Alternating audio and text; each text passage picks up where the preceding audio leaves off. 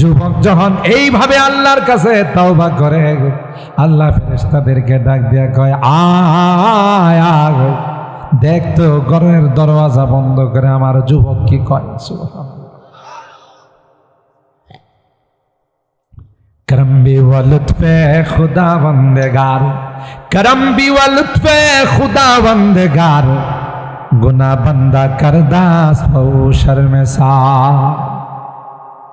কবি বলেন আল্লামা শেখ সাদি রহমাতুল্লাহ, গুনাহ করছে বান্দা, ফেরেশতাদের আল্লাহ ডাক দিয়ে কই, আরে মাপ না করলে আমার লজ্জা লাগে। আর একটু আস্তে সুবহানাল্লাহ। গুনাহ করছে একজন, লজ্জা পায়।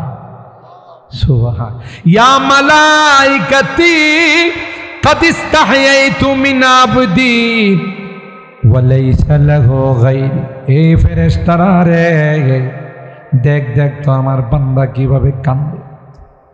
মান বাকা মিন খাশিয়াতিল্লাহ হারামাল্লাহু আলাইহিন নার।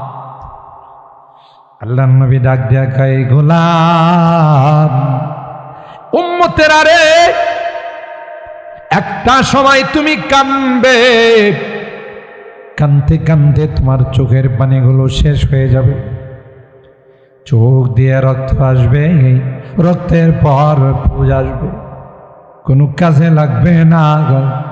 দুনিয়ার জমিনে যদি এক ফোঁটা পানি ফেলতে পারো, তোমার চোখের পানির এত পার আল্লাহ দিয়েছে, দুনিয়ার কোন সাগর মহাসাগর পানি দিয়া যে জাহান্নামের আগুন অফ করা যায় না, তোমার চোখের পানি দিয়ে আল্লাহ জাহান্নামের আগুনকে অফ করে দিবে। এই কান্না আল্লাহর কাছে। আল্লাহ বলেন, তোমরা সাক্ষী থাকো, আমার বান্দা গুনাহগুলোকে মনে করে আমার কাছে তাওবা করতেছে, আমি আল্লাহ তার জীবনের গুনাহগুলো মাফ করে দিলাম। আর ভাইরা, ওই 7 জন যুবক মনে আছে না? ভুলে গেছে? অপারেটররা করছে কি মাইকের সাউন্ডটা কমাই দিয়ে গেছে, আছে এরকম অপারেটর? এরা আইসে মাঝখানে আইসা একটু কমাই দেওয়া করে গেছে। আল্লাহ আল্লাহ। মুহতারাম হাজিরিন, যে কথা আপনাদের খিদমতে আরজ করতেছিলাম, 7 জন যুবক। কয়জন? 7 জন যুবক। তারা হিম্মত নিয়ে একতাবদ্ধ হইয়া বলল যে আল্লাহর জমিনে কোনো শিরিক হবে সেটা মেনে নেওয়া যায়। পারছে না কমছে? এই যে মনে করছে যে ঘুমাই গেলে যেহেতু আওয়াজে ডিস্টার্ব হয়ে যাবে, না আর লাগবে না, আর লাগবে না, আল্লাহ ঠিক আছে বাবা, ঠিক আছে। আমাদের প্রতিদিন কয়েকটা প্রোগ্রাম করতে হয়, আওয়াজটা যদি আবার ছোটো ঘেরা ফেলা ওরা কৃপণও থাকে তাহলে অসুবিধা নেই। আওয়াজ কমাইলে তো আর টাকা কম দেব না, টাকা তো জানোয়ার হেডি। আল্লাহ। 7 জন যুবক পরামর্শ করি বাদশাহ দাখিয়ানুসির কাছে গিয়ে কয়, বেয়াদব, আসমানের মালিককে, জমিনের মালিককে। ইয কামু ফাকালু রব্বুনা রব্বুস সামাওয়াতি ওয়াল আরদ লান নাদউয়া মিন দুনিহি ইলাহা লাকাদ কুলনা ইযান শাতাতা। বাদশার নাক বরাবর গিয়ে 7 জন যুবক, তাফসীরের কিতাবের মধ্যে আসে, পৃথিবীর মধ্যে সর্বপ্রথম নারায়ে তাকবীর যারা বলেছিলেন, তাকবীরের আওয়াজ যারা উঁচু করেছিলেন, এরা আর কেউ না, এরা হলো ওই আসহাবে কাহাফের 7 জন যুবক। ভয় করছে কাউকে? ডরতা নাকি মুসলমান दुनिया में किसी से, डरते नहीं मुसलमान दुनिया में किसी से, जब मिल गई है दौलत ईमान नबी से, बाजू तेरी तौहीदी की क़ुव्वत से कवी है, इस्लाम तेरा दीन है, तू मुस्तफवी है। तुम्हारा आবার কিসের ভয়? আল্লাহ বলেন একজন ঈমানদার, একজন মুমিন মুজাহিদ ইমানের শক্তি নিয়ে যখন দাঁড়ায়, 10 জন সশস্ত্র কাফের তার মোকাবেলা করার ক্ষমতা রাখে না, মোকাবেলা করার ক্ষমতা রাখে না। এই সাহস কে দিয়েছেন? এই জন্যই তো আমাদের দেশের পিলখানা হত্যাকাণ্ড ঘটছে। পিলখানা হত্যাকাণ্ডের মধ্যে দেশের সেনা অফিসারকে মারা হয় না, কথা কয় না। ব্রাহ্মণবাড়িয়ার কৃতি সন্তান ছিল মেজর শাকিল, তখন বিডিআরদের প্রধান ছিল, কথা বলেন ঠিক কিনা? আল্লাহ ব্রাহ্মণবাড়িয়া জেলাটাকে এমন একটা জেলা বানাইছে, কোনো দিক দিয়া ব্রাহ্মণবাড়িয়া কেউ পিছনে ফেলতে পারে না। আলেম ওলামা বলে রাইসুল মুফাসসিরিন এই বাঞ্ছারামপুরের সন্তান, কথা বলেন ঠিক না বেটি? যিনি এক নাগারে 65 থেকে 70 বছর শুধু হাদিসই পড়াইছে, বুখারী শরীফ পড়াইছে, শেষ সময়ে তিনি মুখস্থ বুখারী পড়াইছে। আপনাদের এই বাঞ্ছারামপুরের কৃতি সন্তান 10 জনার, কথা কয় না। রাইসুল মুফাসসিরিন, যিনি আমি তখন ছোট ছাত্র, আর আজকেও যে আপনাদের সাথে কথা বলতেছি, এই রাইসুল মুফাসসিরিনের দোয়ার বরকতে বাংলাদেশের এমন কোন ডিস্ট্রিক্ট নাই যে ডিস্ট্রিক্টে আমি নালায়েকের কদম পড়াই। গতকাল সুদূর টাঙ্গাইল থেকে প্রোগ্রাম, এর আগের দিন প্রোগ্রাম ছিল সুদূর চট্টগ্রাম, এর আগের দিন ছিল নওগাঁ, রাজশাহী। আমি ব্যক্তি হিসাবে আমার কোনো যোগ্যতা নাই, শুধু ওনার এক নেক নজর ছিল। সুবহানাল্লাহ, কত বড় পাওয়ারফুল নজর ছিল যে এক নজর দিয়ে কামেল বানায় ফেলাইতে পারত।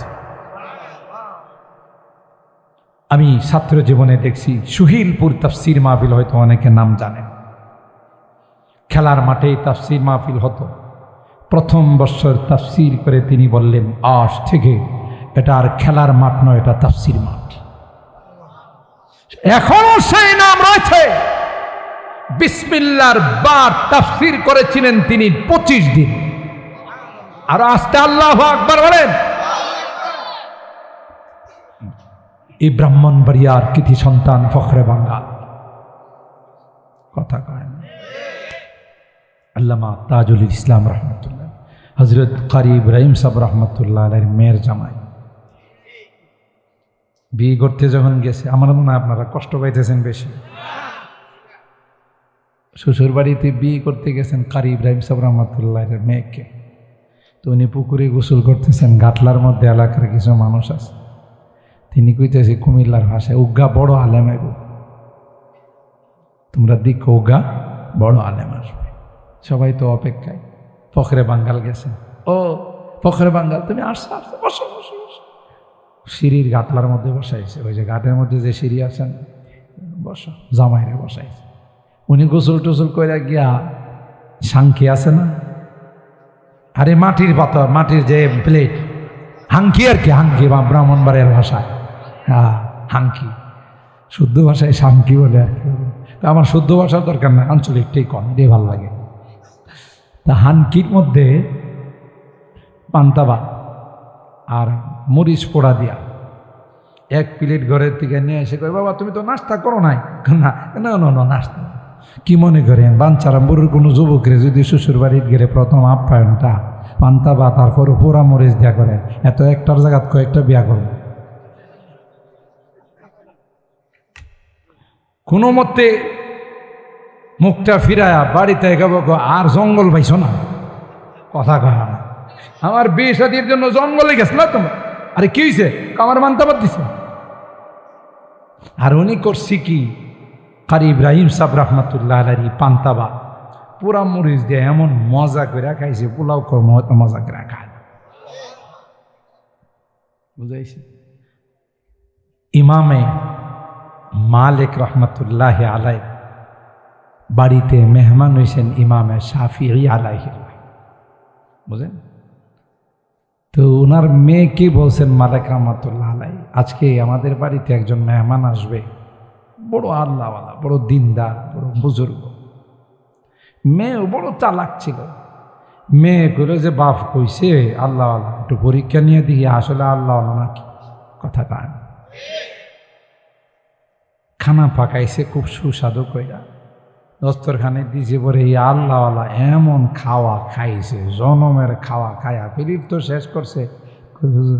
আর 4টা আসেনি, সুবহানাল্লাহ কন, আর 4টা আসেনি কম দিতে।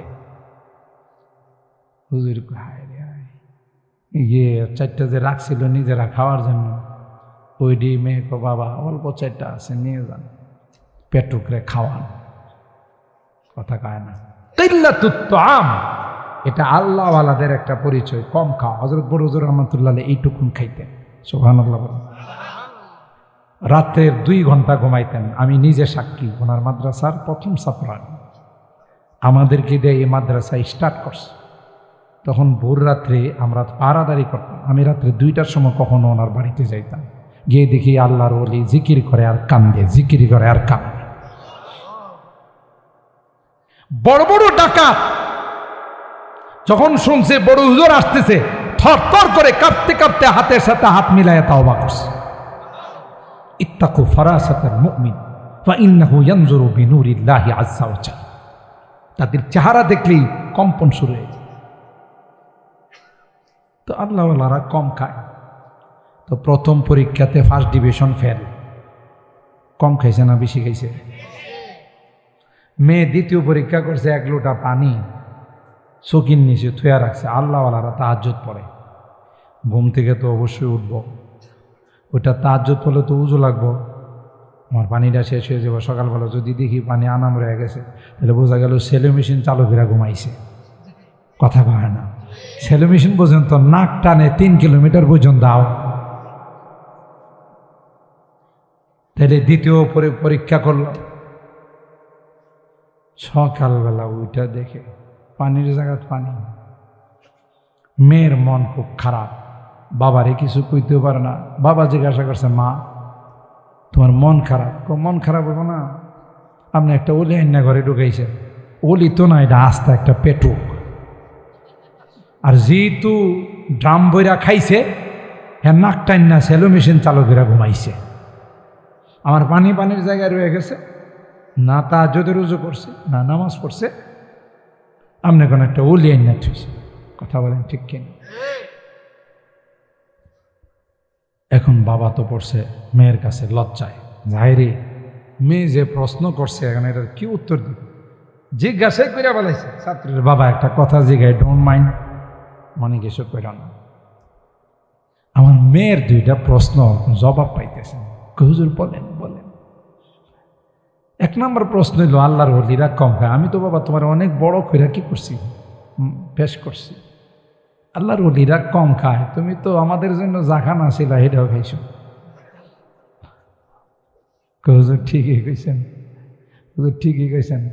লজ্জা শরমে আর চাই না, আরো কিছু চাইতাম, মনে করলাম যদি না থাকে দিবে। তাইলে বাবা এত খাইলা? হুজুর আমি যখন খানাগুলো খাচ্ছিলাম, প্রত্যেকটা লোকমায় নূর চমকাইতেছে। আল্লাহ যখন আসমান থেকে স্বর্ণের পঙ্গপাল নাজিল করছিলেন, আইয়ুব আলাইহিস সালাম করছি কি জানেন? এই কুরসের মধ্যে লইছে, রুমালের মধ্যে লইছে, পকেটের মধ্যে লইছে। আল্লাহ ডাক দেয়া কয়, আইয়ুব তোমাকে কি আমি নবুয়ত দেই নাই, আরো অনেক নিয়ামত দেই নাই? তুমি স্বর্ণের টিড্ডি নিয়ে তো পাগল হয়ে গেছে। আইয়ুব কয়, আল্লাহ স্বর্ণের টিড্ডি নিতেছি না, এটা কুত্তিকে আইসে দেখতে হতো। আর আসতে সুবহানাল্লাহ, এটা কোন জায়গার থেকে আসে? এটা আমার আল্লাহর কাছ থেকে আইছে। আমি স্বর্ণ দিয়ে কিচ্ছু করবো না, বরকত নেই, বরকত। সুবহানাল্লাহ, আল্লাহু আকবার। কয় হুজুর প্রত্যেকটা লোকমার মধ্যে নূর টপকাচ্ছিল, আর এতগুলো খাইছি যে খাওয়ার কারণে আমার জীবনে 1 রাত্রে এতগুলো মাসআলা কোনোদিন ইস্তেমবাদ করতে পারি নাই। 1000 মাসআলা কোরআন হাদিস থেকে বাইর করছে। ঘুমাইলাম কোন সময়? ঘুমাইছি না যেহেতু ওজো যায় নাই, তো পানি খরচ করুন কি লাগি? সুবহানাল্লাহ কইবেন না? পানি খরচ করবো। এই জন্য আল্লাহওয়ালা খায় না, কিন্তু এদেরকে আল্লাহ এমন দৌলত দান করছেন, রুহানি শক্তি দান করছেন 90-এর কাছাকাছি। তখনও তাফসীর মাহফিলে বসলে চেয়ারের মধ্যে যখন হাত দিয়া থাপড়াইতেন মনে হতো একজন 20 বছরের যুবক। শক্তি কোত্থেকে আসছে? হযরতে ফখরে বাঙ্গাল, যার লকব ফখরে বাঙ্গাল, মিশরের মধ্যে গোটা বিশ্ব থেকে মিশরের বাচ্চা বাছাই করে করে একজন একজন আলেম নিস একটা বিষয়ের সমাধানের জন্য। তো সবাই গেছে বিভিন্ন রাষ্ট্রের থেকে। বিষয়টা ছিল, আপনারা বুঝবেন না, ওলামায়ে কেরামের ইস্তিহাদ, নতুন করে এখন আইম্মায়ে আরবা যাওয়ার পর নতুন করে কোনো কিছু গবেষণা করে বের করা যাবে কিনা। সবাই যার যার মতো ফতোয়া দিছে। হ্যাঁ, কেন পারা যাবে না, গবেষণা করা। লাস্ট গরিব বাংলাদেশের পালাস প্রতিনিধিকে, আমার মনে আপনারা ঘুমাই গেছেন আমার লাগায়, লাস্ট প্রতিনিধি হলেন ফখরে বাঙ্গাল রহমাতুল্লাহ। আগে যা বলছে সবগুলোরে ডিলিট করে তিনি বললেন, জাহাপনা, একটা ময়দানে যদি 1000 গাধা জমা হয়, এগুলো যদি দৌড় দেয় আর একটা ঘোড়া যদি দৌড় দেয়, কোনটা আগে যাবে? সুবহানাল্লাহ। সবাই বললেন ঘোড়া আগে যাবে। কয় আগের যারা ছিলেন সবাই ছিলেন শাহসুয়ার, সবাই ছিলেন ঘোড়া, তাদের তুলনায় আমরা হলাম গাধা। 1000 গাধা মিললেও তাদের সমপরিমাণ হতে পারবে। ওনার এই রায়ের উপর সিদ্ধান্ত হলো, সুবহানাল্লাহ। তখন থেকে ওনার লকব হয়ে গেল ফখরে বাঙ্গাল। কি হয়ে গেল? ফখরে বাঙ্গাল। যিনি একটা মুনাজারাতে উস্তাদদের সাথে কাদিয়ানীদের সঙ্গে বাহাস হয়েছে, উস্তাদরা তাকে নিয়ে গেছিল খেদমতের জন্য। কাদিয়ানীরা এমন কঠিন কঠিন প্রশ্ন আরবিতে বানাই নিয়েছে, দেওবন্দের উস্তাদরা এই প্রশ্নের জবাব দেওয়ার জন্য প্রস্তুত নয়। এখন কি করবে? যদি জবাব না দেয় তাহলে এরা বিজয়, আর জবাব দিবে বা কোত্থেকে? এরা তো সব বানাই নিয়েছে, আর ওনারা তো অপ্রস্তুত।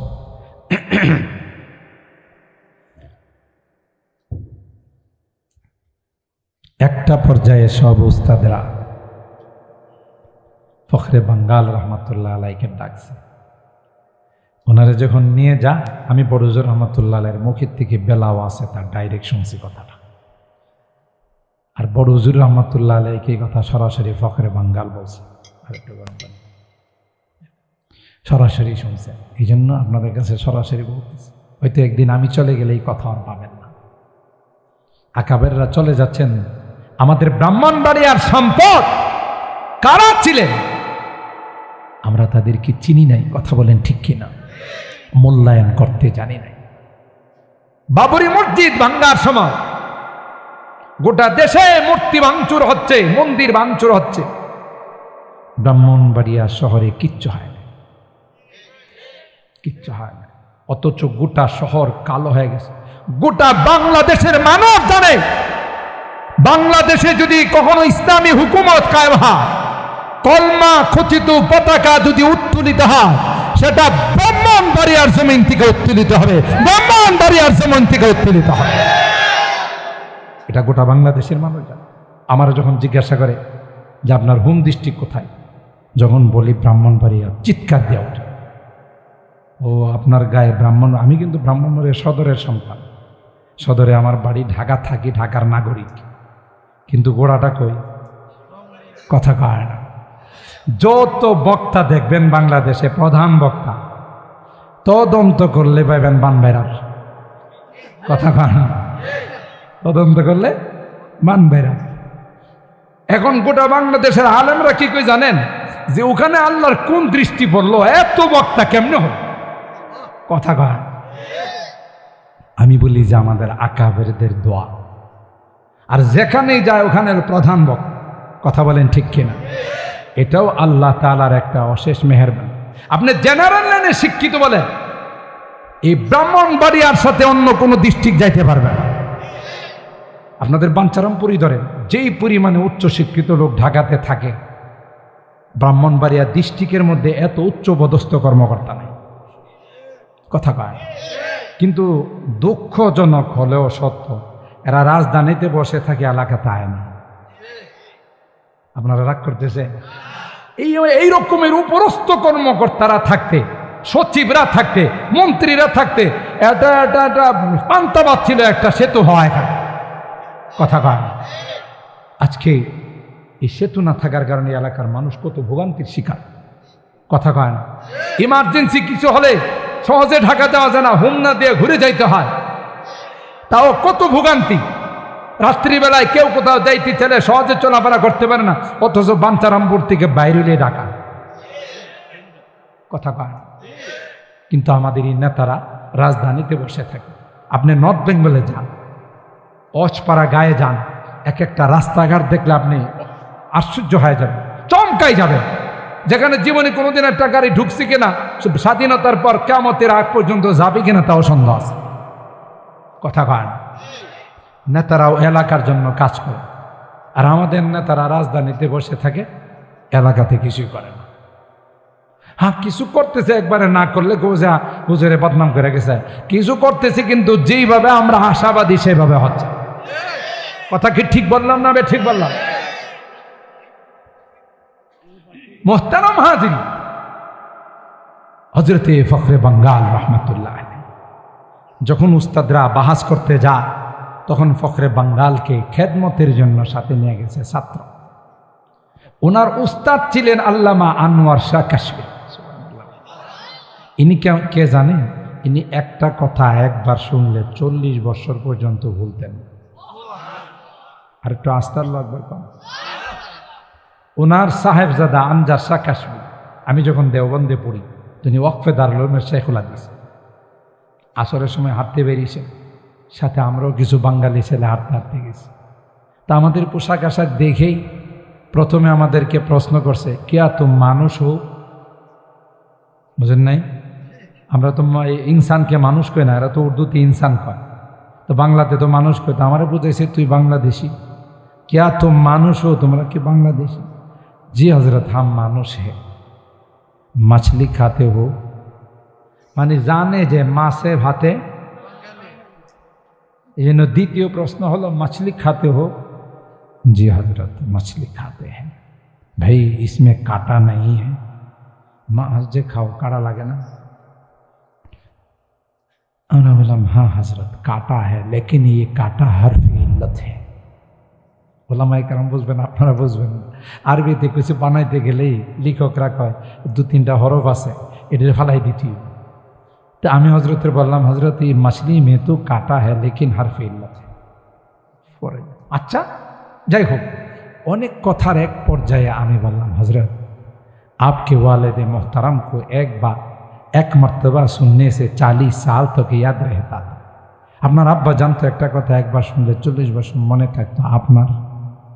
তিনি তখন জবাব দিয়েছেন আমাকে সরাসরি, ভাই मुझे अल्लाह ने इतनी दौलत अता नहीं की, लेकिन एक बात एक मर्तबा सुनने से 20 साल तक याद रहे। তিনি ছিলেন হযরত ফখরে বাঙ্গাল রহমতুল্লাহ আলাইহি, মুরব্বী উস্তাদ। কথা বলেন ঠিক কি? बुलबुल की दुआ जब गुलशन में फितरत की जुबां हो जाती है। দেওবন্দের তারানার মধ্যে বলতেছে, বুলবুল যখন, ময়না পাখি যখন বাগানে গান গায়, মজা লাগে না খারাপ লাগে? মনে চায় যে আর টু টু যখন করে মনে চায় যে আরো শুনি। কথা বলেন ঠিক কিনা? এটাই বলতেছে, बुलबुल की दुआ जब गुलशन में फितरत की जुबां हो जाती है, अनवार हरम के ताबानी, अनवार हरम की ताबानी हर सिमत आया हो जाती है।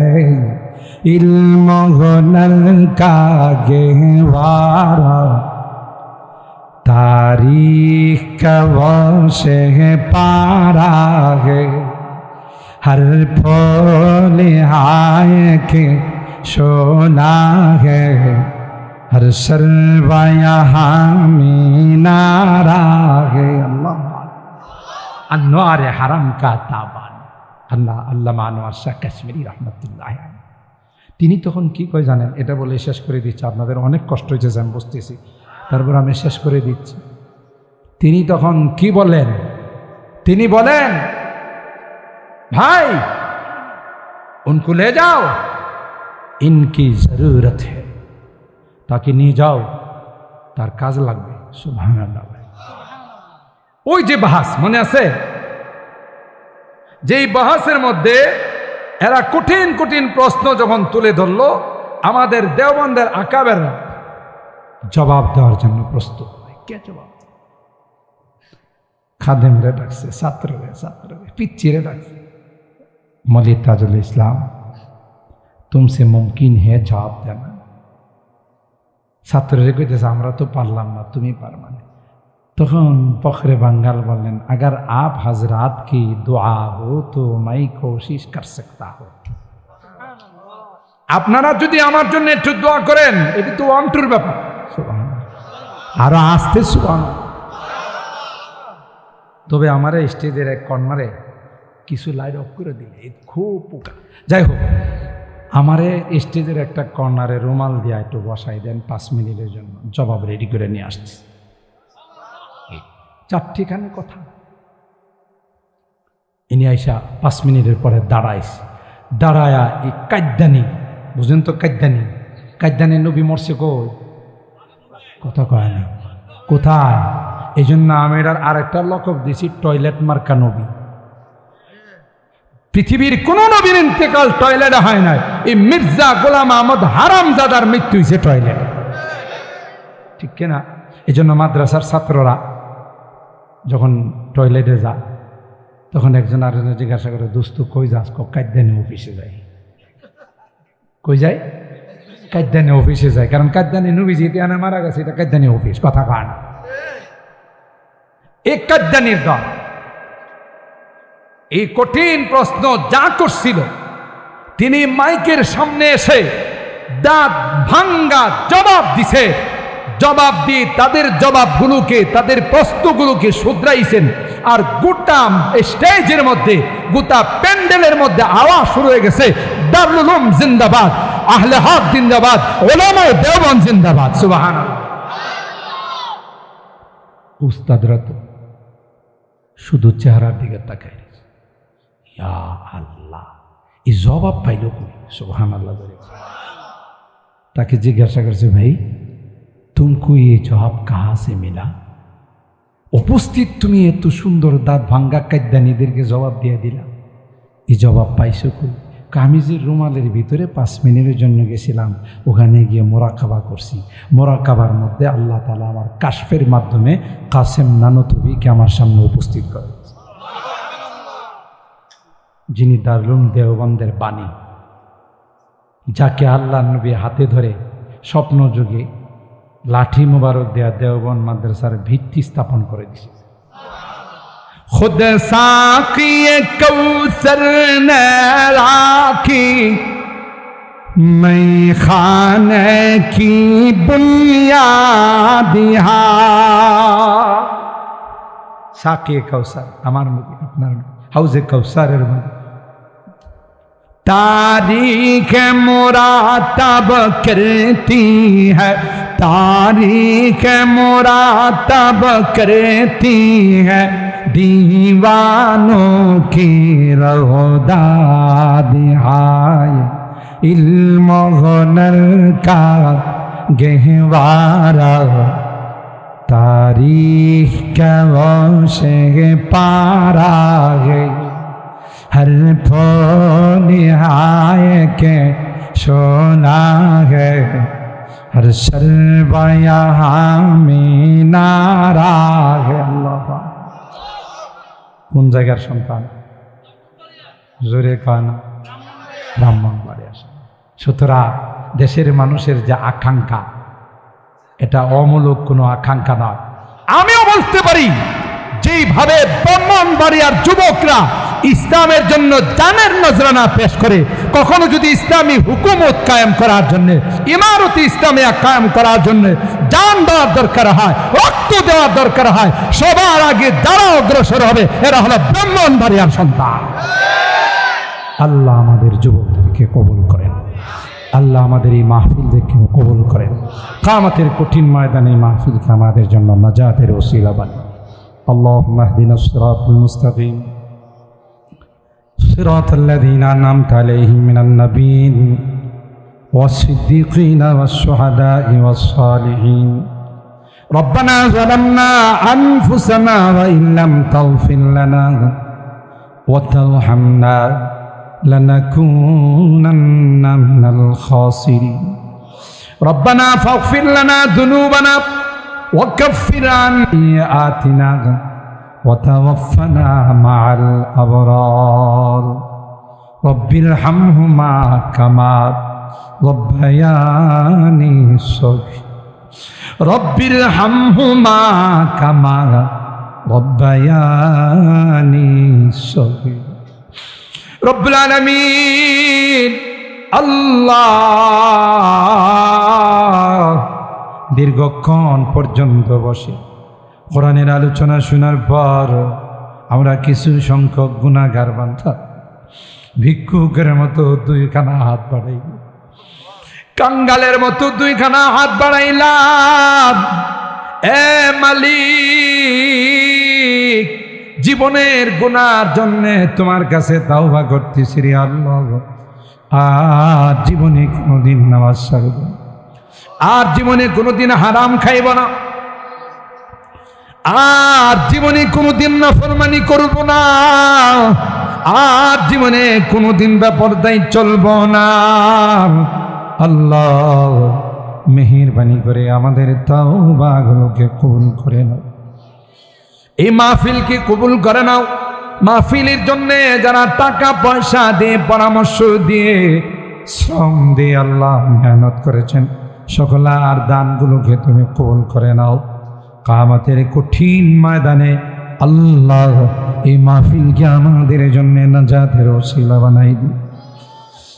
এ রব্বে করিম, যেদিন সব পয়গম্বররা একত্রিত হয়ে যাবে, সমস্ত উম্মতরা কিয়ামতের মাঠে জমা হয়ে যাবে, ওই দিন আমাদেরকে তুমি গুনাহগার বলে ডাক দিও। কোরআন কারীমের সূরা ইয়াসিনের মধ্যে পড়েছি, গুনাহগারদেরকে তুমি গুনাহগার বলে ডাক দিবে আল্লাহ, আর বলবে ওয়ামতাজুল ইয়াওমা আইয়ুহাল মুজরিম। এ পাপিষ্টের দলেরা, এ পাপাচারের দলেরা, আমার নেককার বান্দাদের থেকে আলাদা হয়। ওই দিন যদি আমাদেরকে তুমি গুনাহগার বলে ডাক দাও, কার কাছে যাব, কে আমাদেরকে মাফ করবে? তাই তো তুমি তাকাইয়া দেখো, এ আল্লাহ, এই ছয়ানের মানুষগুলো, আল্লাহ বাঞ্চারামপুরের মানুষগুলো, বুড়া বাবারা বিছনায় যায় না, আমার কলিজা টুকরা যুবকরাও মাঠ ছেড়ে যায় না, পর্দার আড়ালের মা বোনরাও যায় না, হাত তুলে কান্দে, চোখের পানিগুলো দিয়া গাল ভাষা। এ মালিক, তুমি যদি মাহরুম করে দাও, কার কাছে ক্ষমা চাবো? কেউ তো আমাদের ক্ষুধা নাই, দ্বিতীয় কোনো দরবার নাই রে আল্লাহ। তাই তো কাঙ্গালের মতো দুইখানা হাত বাড়ে, মেহেরবানি করে আমাদের তাওবাগুলোকে কবুল করে নাও। আজকের এই মাহফিলকে কিয়ামতের কঠিন ময়দানে নাজাতের ওসিলা বানাই দিও আল্লাহ। রোগীদেরকে পরিপূর্ণ শিফা নসিব করে দিও। আমার মুরব্বীদেরকে আবু বকরের মতো বানাই, কলিজার টুকরা যুবকদেরকে জান্নাতি যুবক বানাই দিও। পর্দার আড়ালের মা বোনদেরকে আবেদা, জাহেদা, সালেহা, নেককার, দিনদার হিসাবে তুমি কবুল করে নিও আল্লাহ। মুসিবত জাদাদেরকে মুসিবত থেকে উদ্ধার করে দাও, পেরেশানিওয়ালাদের পেরেশানিকে দূর করে দাও। মাবুদ রে, আমাদের এই প্রিয় মাতৃভূমি বাংলাদেশ, যারা অস্থিতিশীল করতে চায় তাদের হেদায়েত দিয়ে দাও। হেদায়েত না থাকলে তাদের কালো হাতগুলো ভেঙ্গে চুরমার করে দাও। আসমান থেকে শান্তির ফায়সালা করে দাও, অশান্তির ষড়যন্ত্রের দুয়ারগুলো বন্ধ করে দাও। আমাদের অনেকেরই সন্তানেরা বিদেশের বাড়িতে আছে, আল্লাহ অনেক কষ্ট করে টাকা পয়সা রুজি রোজগার করে আমাদের জন্য পাঠায়।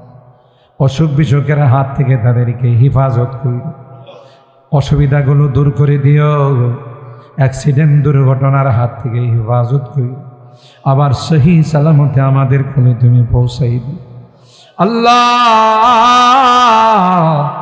আজকের মোনাজাতে বারবার মা বাবার কথা মনে পড়ছে। জানি না কার মা নাই কার বাবা।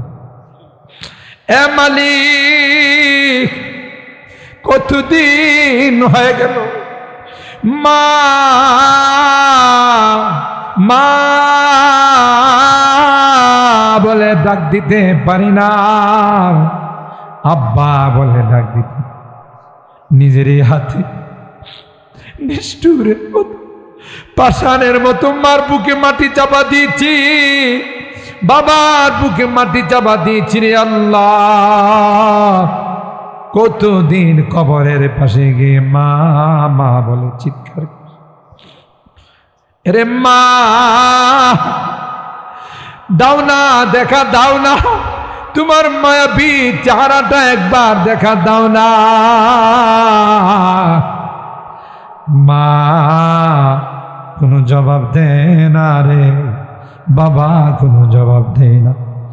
আজকের মোনাজাতে বারবার মা বাবার কথা মনে পড়তেছে। গুনার কারণে যদি তোমার জাহান্নামের আসামি হয়েছে, আমরা তোমার কাছে গভীর রজনীতে মাপ চাই, ক্ষমা চাই রে আল্লাহ। আমাদের মা বাবাকে মাফ করে দিও, আমাদের মা বাবাকে ক্ষমা করে দিও গো।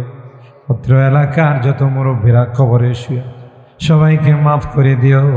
যারা জীবিত আছেন তাদের হায়াতে বরকত দিও।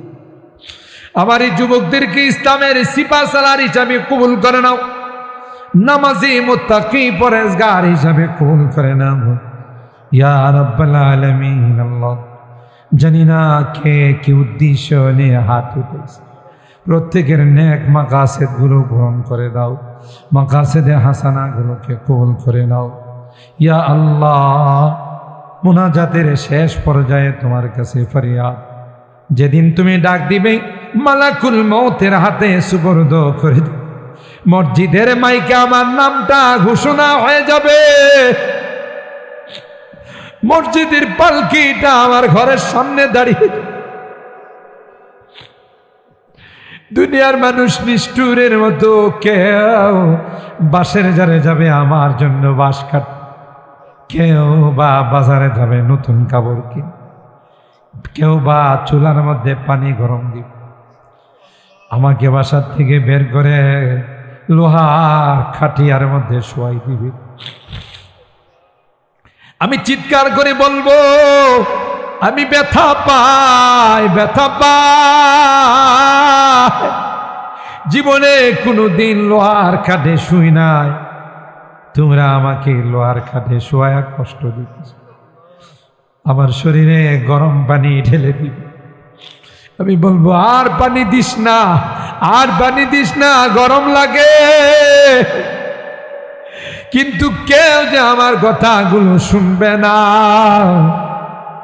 আমাকে আতর গোলাপ দিয়া সাজাবে, নতুন কাপড় পড়াইয়া আমাকে নিয়ে জঙ্গলের দিকে রওনা দিবে, ও জানা ও চানা দেশের দিকে নিয়ে রওনা দিবে। আমি তাদেরকে চিৎকার করে বলবো কোথায় আমাকে নিয়ে যাও, আমার সাজানো ঘরে ঢুকাও, আমার সন্তান আমার জন্য কাঁদতেছে, আমার স্ত্রীর আত্ম চিৎকারে আকাশ বাতাস ভারী হয়ে যাচ্ছে, কেউ যে আমার আত্ম চিৎকার শুনবে না, কেউ যে আমার ডাক শুনবে না, সবাই দলে দলে আমাকে নিয়ে জঙ্গলের দিকে আমি চলে যাব। আর কোনো দিন আসবো না। আল্লাহ আল্লাহ আল্লাহ, ওই মুহূর্তটা আসার পূর্বে নেককার বানাই দিও, দিনদার বানাই দিও, কলমাওয়ালা বানাই দিও, তওবা নসিব করে দুনিয়া থেকে নিও আল্লাহ। আমি যদিও গুনাহগার, অনেক আলেম উলামাদেরকে নিয়ে হাত উঠেছি, অনেক সাদা দাড়িওয়ালা মুরব্বীদেরকে নিয়ে হাত উঠেছি, আমার কলিজার টুকরা যুবকদেরকে নিয়ে হাত উঠেছি আল্লাহ। পর্দার আড়ালের নেককার দিনদার মা বোনদেরকে নিয়ে হাত, আল্লাহ যাদের হাতখানা পছন্দ হয় সে হাতের ওসিলায় আমাদের দোয়াগুলো কবুল করেন। রব্বানা তাকাব্বাল মিন্না ইন্নাকা আনতাস সামিউল আলিম ওয়া তুব আলাইনা ইন্নাকা আনতাত তাওয়াবুর রহিম। সুবহানা রাব্বিকা রব্বিল ইজ্জাতি আম্মা ইয়াসিফুন ওয়া সালামুন আলাল মুরসালিন ওয়ালহামদুলিল্লাহি রাব্বিল আলামিন। সালাম। একটু বসেন, একটু বসেন, একটু রিপোর্ট পড়বে, 5 মিনিট সময় দেন ইনশাআল্লাহ। ইন্নাকা হামিদুম মাজিদ।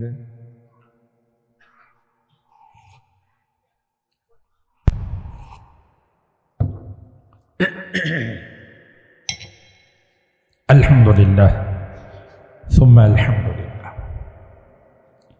চর সয়ানি যুব সমাজ ও পাঠাগারের উদ্যোগে আয়োজিত 17তম বার্ষিক ইসলামী মহাসম্মেলনী সম্মানিত সভাপতি হযরতে উলামায়ে কেরাম, বেরাদারান ইসলাম, পর্দার আড়ালের মা ও বোনেরা, আল্লাহ দরবারে লাখো কোটি শুকরিয়া যে রব্বে কায়নাত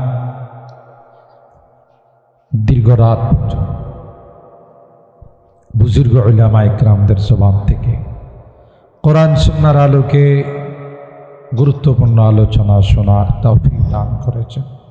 এই জন্যে অন্তরের অন্তঃস্থল থেকে কালিমাতুশ শুকর আদায় করে জোরে সোরে বলি আলহামদুলিল্লাহ। আপনারা অনেক ভালো মানুষ আমি জানি, অত্যন্ত সভ্য ভদ্র সুশৃঙ্খল মানুষ। লং টাইম আলোচনা শোনার পর মানুষ তো একটু পেশাবের দরকার হয়, একটু পান খাওয়ার দরকার হয়, কারো একটু চা পান করার দরকার হয়। সেজন্য একটু জরুরতে গেছেন, মানুষগুলো চলে আসতেছে। আল্লাহ আমাদেরকে দোয়া পর্যন্ত বসার তৌফিক দান করুন।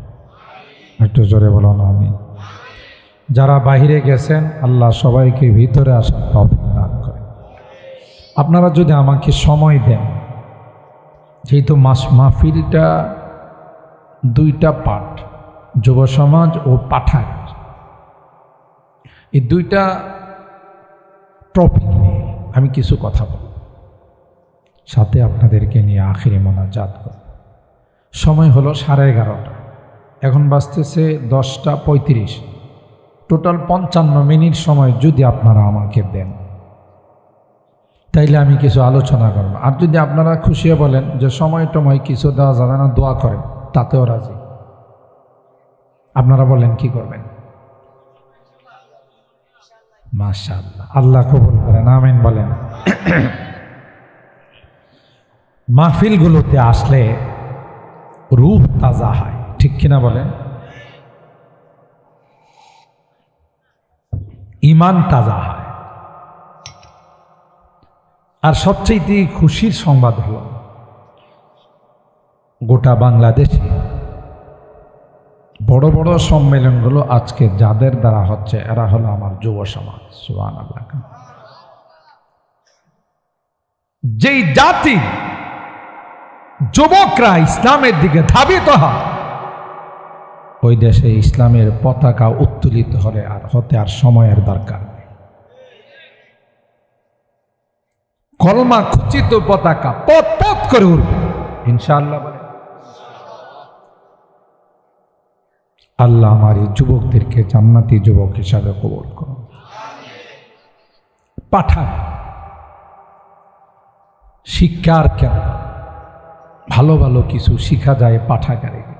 মনীষীদের জীবনী, দিনের কিছু নসিহাত, উপদেশ ওখানে গেলে পাওয়া যায়।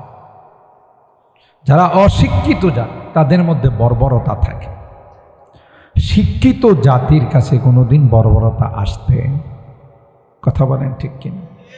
যেমন কোরআনে কারীম আল্লাহ পাক কাফেরদেরকে লা ইয়ালামুন বলছে, সুফাহার দর বলছে, আলা ইন্নাহুম হুমুস সুফাহা, সফিহুনের বহুবচন, বোকা, জাহেল, মূর্খ। এরা হলো, এদের মধ্যে যত বর্বরতা আছে সবগুলো বিস্তার করে। ভলান্টিয়াররা এই সাইডের যুবকদেরকে একটু থামায় দেন, এরা হয়তো মাহফিলে চলে আসুক, না হয় দূরে গিয়ে কথা বলো। আল্লাহ আল্লাহ আল্লাহ। সম্মানিত আমার দিকে তাকান,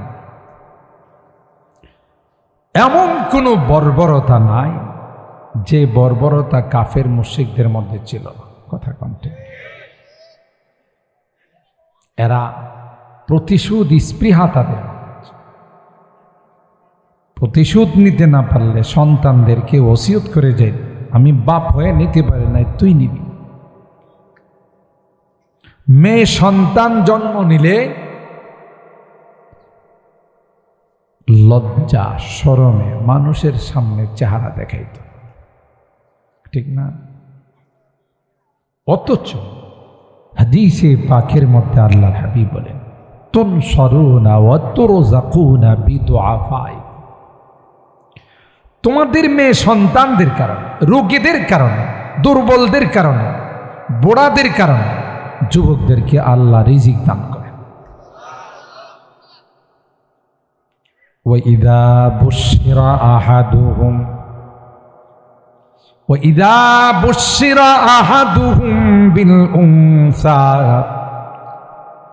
ظَلَّ وَجْهُهُ مُسْوَدًّا وَهُوَ كَظِيمٌ।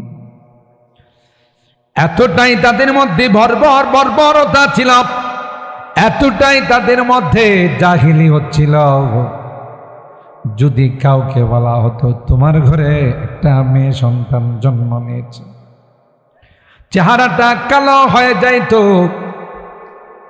মানুষের সামনে কি করে আমি চেহারা দেখাবো? মানুষ আমাকে কন্যা সন্তানের বাবা বলবে, তাই মানুষ জানার আগে সন্তানটাকে দাফন করে ফেলত। বুখারী শরীফের হাদিসের মধ্যে আসে, হযরত দাহিয়া কালবি রাদিয়াল্লাহু তাআলা পরবর্তীতে যার আকৃতি নিয়ে আল্লাহর পয়গম্বরের দরবারে জিবরাইল আমিনের আগমন ঘটছে, সুবহানাল্লাহ। হযরত দাহিয়া আল্লাহর নবীর কাছে হাত মিলায়া পড়ে নিয়েছেন, লা ইলাহা ইল্লাল্লাহু মুহাম্মাদুর রাসূলুল্লাহ সাল্লাল্লাহু আলাইহি ওয়াসাল্লাম। দাহিয়া পয়গম্বরের হাত মুবারক ছাড়ে না, পয়গম্বরের হাত মুবারকে ধরে রাখছে। পয়গম্বর বলেন, দাহিয়া হাত ছেড়ে দাও। দাহিয়া কান্দে আর কয়, পয়গম্বর আমার মতো পাপিষ্ঠকে আল্লাহ কি মাফ করবে? কি হয়েছে দাহিয়া? সন্তানের দাফনের ঘটনা আল্লাহর নবীকে শোনায়, আর দাহিয়া কয়, পয়গম্বর এই হাতে জীবনে কত সন্তান দাফন করছে, জিন্দা দাফন করছে, গর্ত খুঁড়ে আব্বু আব্বু বলে ডাকছে, তাদেরকে নিজের হাতে মাটি চাপা দিয়েছি। নাউজুবিল্লাহ বলে। কখনো কখনো সন্তান বলতো, আব্বু আমাকে দাফন করবা না, প্রয়োজনে আমি ভিক্ষা করে খাবো, তারপরেও আমাকে দাফন কইরো না। পাষাণ হৃদয় ছিল, তাদের এই কান্নার কাকতি মিনতি আমার কর্ণকুহরে, আমার দিলের মধ্যে পৌঁছে নাই। আল্লাহর পয়গম্বর দাহিয়াতুল কালবি রাদিয়াল্লাহু তাআলা আনহু থেকে সন্তান দাফনের ঘটনা শুনে আল্লাহর পয়গম্বর নিজের চোখ দিয়া টপ টপ করে পানি পড়ে। সাহাবী ডাক দিয়া কয়, দাহিয়া আর বলিস না রে নবীরে, আর কাঁদাইস না। তুই দেখিস না তোর কারণে পয়গম্বর কান্দে। আল্লাহর পয়গম্বর সাহাবী কি বারণ করে, কয় না না দাহিয়া আবারও শোনাও। জাহিলিয়তের যুগে তোমাদের কার্যক্রমগুলো আমি শুনতে চাই। এতটাই বর্বরতা ছিল, কারো ঘরে কন্যা সন্তান জন্ম নিলে সাথে সাথে মনে করতো আমার এটা কুলক্ষণ হয়ে গেছে। আল্লাহ পাক রব্বুল আলামিন ঈমানের দৌলত দিয়া, কলমার দৌলত দিয়ে আল্লাহ তাদেরকে এতটাই আলোকিত করেছেন। সুবহানাল্লাহ। खुद न थे जोरा पर औरों के हादी बन गए, खुद न थे जोरा पर औरों के हादी बन गए, क्या नजर थे जिसने मुर्दों को मसीहा कर दिया। एक একজন গোটা বিশ্বের জন্য হেদায়েতের মশাল জ্বালিয়ে দিয়েছে। সুবহানাল্লাহ। আল্লাহ কোরআনে কারীমের মধ্যে বলেন, ওয়াইদা কিলা লাহুম আমিনু কামা আমানান নাস, তাদেরকে বলে দিন গাও তোমরা যদি সাহাবীদের মতো ইমানদার হতে পারো তাইলে তোমাদের জন্য জান্নাতের গেটগুলো খোলা। সাহাবায়ে কেরামদের আল্লাহ পাক নমুনা বানাইলেন, ফাইন আমানু বিমিসলি মা আমানতুম বিহি ফাকাদ ইহতাদাও, তারা যদি তোমাদের মতো ইমানদার হয়ে যায় এরাই হেদায়েত প্রাপ্ত হয়ে যাবে। সুবহানাল্লাহ। এমন বর্বরতা তাদের মধ্যে জাহিলিয়তের। আউস আর খাজরাজ চিরশত্রুতা ছিল এই দুইটা গোত্রের মধ্যে।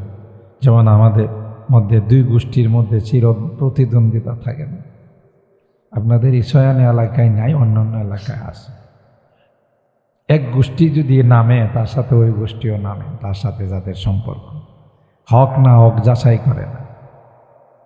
এটা জাহিলিয়তের যুগের কাজ, ইসলামের কাজ নয়। হক যাচাই করে নামতে হবে, না হকের পক্ষাবলম্ব কোনোদিন করা যাবে না। ঠিক কিনা বলে? অন্যায়কে যারা প্রশ্রয় দেয় এরাই অন্যায়কারী, যারা অন্যায় করে তারা যেমন অন্যায়কারী, অন্যায়কে যারা প্রশ্রয় দেয় এরাও অন্যায়কারীর সামনে। কথা বলেন ঠিক কিনা? জুলুম, অত্যাচার, নিপীড়ন, নির্যাতন ইসলাম এলাও করে না। যারা করে তাদের পরিণতি হয় অত্যন্ত ভয়াবহ। কথা কয় না? অতীতের ইতিহাস তাই বলি, ভবিষ্যতেও তাই হবে। কথা কয় না? ক্ষমতার পাওয়ার, অস্ত্রের পাওয়ার, টাকা পয়সার পাওয়ার দিয়ে কার উপরে যদি জুলুম করা হয় পরিণতি হবে ভয়াবহ। জালেম আল্লাহ রব্বুল আলামিন ছাড় দেন, সুযোগ দেন, ছেড়ে দেন না। কথা কি ঠিক বললাম? আপনি কল্পনাও করতে পারবেন এমন শোচনীয় পরাজয় হবে তাদের, জীবনে কোনোদিন আপনি কল্পনাও করতে পারেন। কথা বলেন ঠিক? জালেম ছিল ফেরাউন, পরিণতি সম্পর্কে সবার জানা আছে। জালেম ছিল নমরুদ, কথা বলেন ঠিক কিনা? লাস্ট সময়ে জুতার পিঠা খাইতে খাইতে দুনিয়ার থেকে গেছে। কথা কি ঠিক বললাম? আউসার খাজরাজ, বাবা মারা গেলে সন্তানকে ওসিয়ত করে যে আমি প্রতিশোধ নিতে পারি নাই, তুই যদি আমার নেককার সন্তান হয়ে থাকিস তাহলে প্রতিশোধ। চিন্তা করে, নেককার সন্তান হয়ে থাকে প্রতিশোধ। ওয়াজকুরু নি'মাতাল্লাহি আলাইকুম ইয কুনতুম আ'দাআ فألف بين قلوبكم فأصبحتم بنعمته إخوانا। আল্লাহ বলেন, হে আউস আর খাজরাজ, অতীতের কথা স্মরণ করো, যখন তোমরা একজনের আরেকজনের চিরপ্রতিদ্বন্দ্বী ছিলে, দুশ্মন ছিলে। ইসলামের মাধ্যমে, কালেমার মাধ্যমে আমি আল্লাহ তোমাদেরকে ভাই ভাই বানাই দিলাম। ওয়াকুনতুম আলা শাফা হুফরাতিম মিনান নার ফাআনকাযাকুম মিনহা।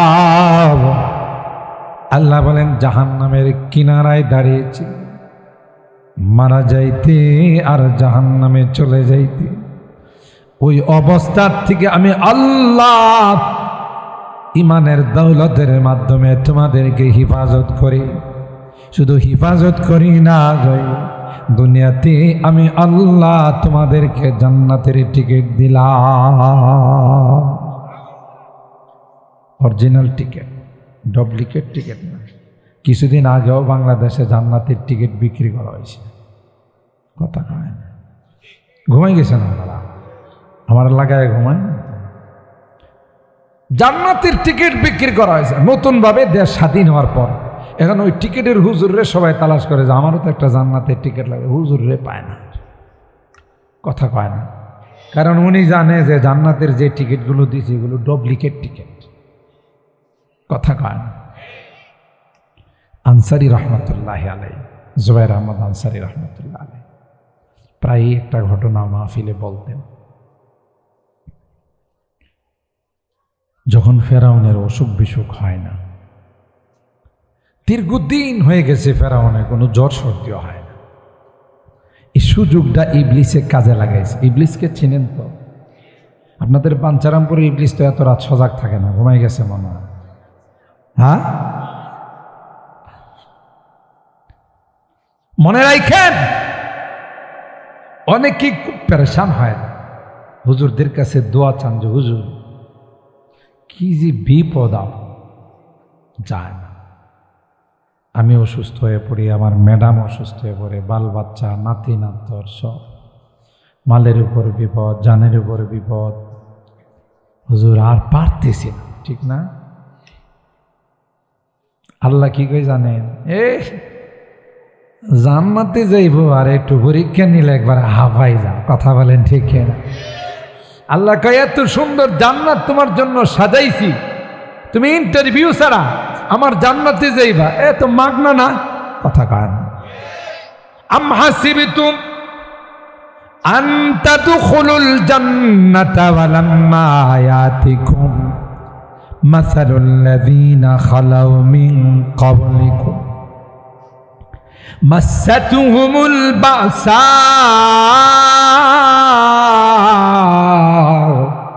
ওয়াদ-দাররাউ ওয়াযুলজিলু হাত্তা ইয়াকুলার রাসূলু ওয়াল্লাযীনা আমানু মা'আহু মাতা নাসরুল্লাহ আলা ইন্না নাসরাল্লাহি করিব। আল্লাহ ডাক ডাক কই সুন্দর জান্নাতের মেহমান হবে, আর আমি কোনো পরীক্ষা নিরীক্ষা করব না। হতে পারে না কে খাঁটি কে ভেজাল পরীক্ষার মাধ্যমে প্রমাণ হয়ে যাবে।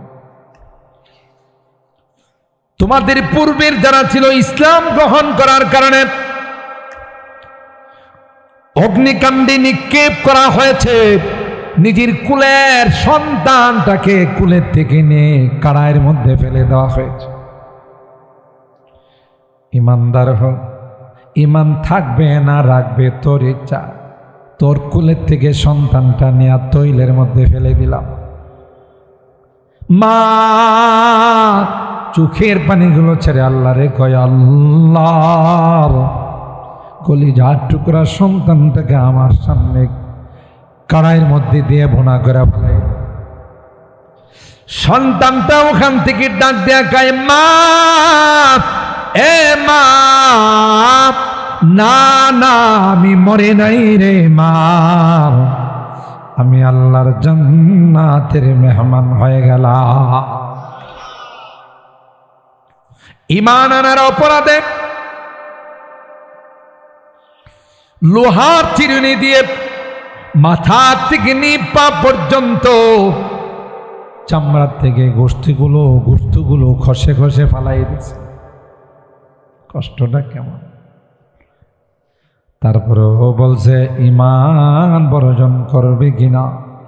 তাদের একটাই জবাব দিল, না না,